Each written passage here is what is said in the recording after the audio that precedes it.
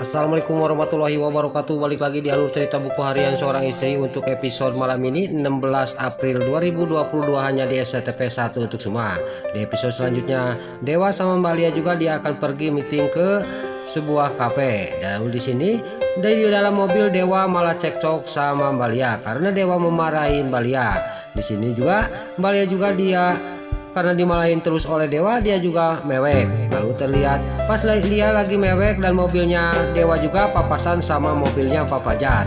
Pak Fajar juga dia melihat mobilnya Dewa dan melihat Koko menangis, dia juga nggak banyak basa-basi, dia ngomong sendiri, kenapa Koko menangis, saya harus kejar mobil Dewa, kata Pak Fajar sambil dia juga putar arah lagi mengikuti mobilnya Dewa.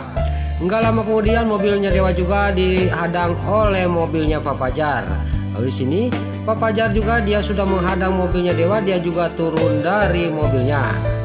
Lalu Pak Fajar juga langsung menghampiri mobil Dewa, dia juga langsung memukul-mukul kap mobilnya Dewa. Lalu Dewa juga di sini di dalam mobil dia sangat marah kepada Pak Fajar dan dia juga ngomong kepada Lia, kamu nelpon pacar kamu, baru segitu aja kamu sudah aduan ke pacar kamu, kata Dewa. Saya tidak nelpon Mas Fajar, kata Mbak Lia. Singkat cerita, Dewa sama Mbak Lia juga turun dari mobil dan terjadilah di sini cekcok antara Dewa sama Pak Fajar. Di sini Pak Fajar tidak terima karena Mbak Lia sampai nangis karena dimarahin oleh Dewa. Lalu di sini terjadi Dewa juga tidak terima, dia juga disalahin oleh Pak Fajar dan terjadilah cekcok lagi antara Pak Fajar sama Mbak Lia. Pak Fajar juga menunjuk-nunjuk ke mukanya Dewa.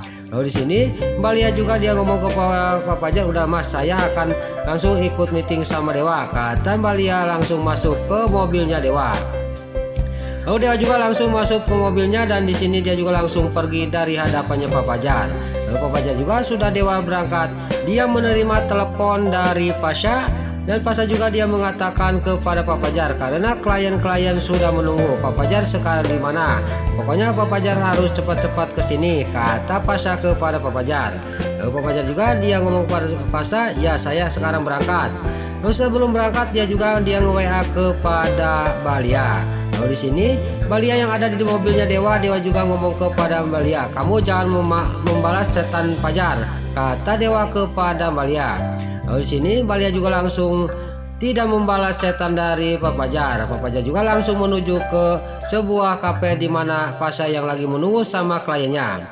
Lalu Pasha juga ngomong kepada kliennya, tunggu Pak Fajar lagi di jalan, kata Pasha.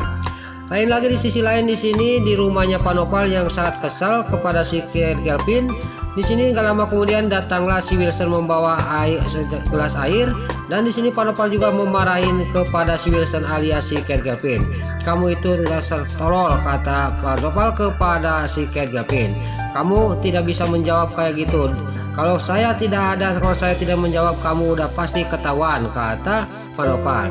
Di sini batinnya si Kelvin juga sangat marah kepada Pak Nopal dan tapi dia akan mengalah karena dia masih numpang di rumahnya Pak Nopal. Lalu dia juga diusir sama Pak Nopal, suruh keluar. Pas di luar di sini si Wilson alias si Kelvin juga dia HP-nya bunyi dan dia juga menerima telepon dari si Nurus Tunjung si Priska.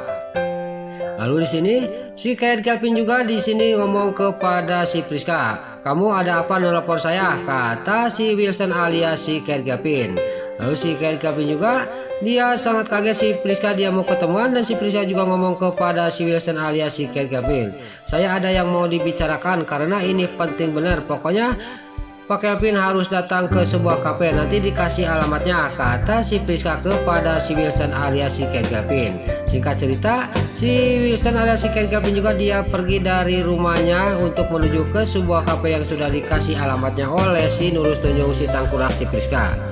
Lain lagi di sisi lain di sini, para buana dia kukul itu karena Nana dia akan operasi telinganya Junior. Dia juga langsung mengambil HP dan dia nelpon Nana. Lalu terlihat di sisi lain di sini Nana yang lagi menghias bunga di kliennya di taman. Di sini tiba-tiba dia menerima telepon dari para buana. Lalu Nana juga ngomong kepada para buana, ada apa mah, kata Nana kepada para buana.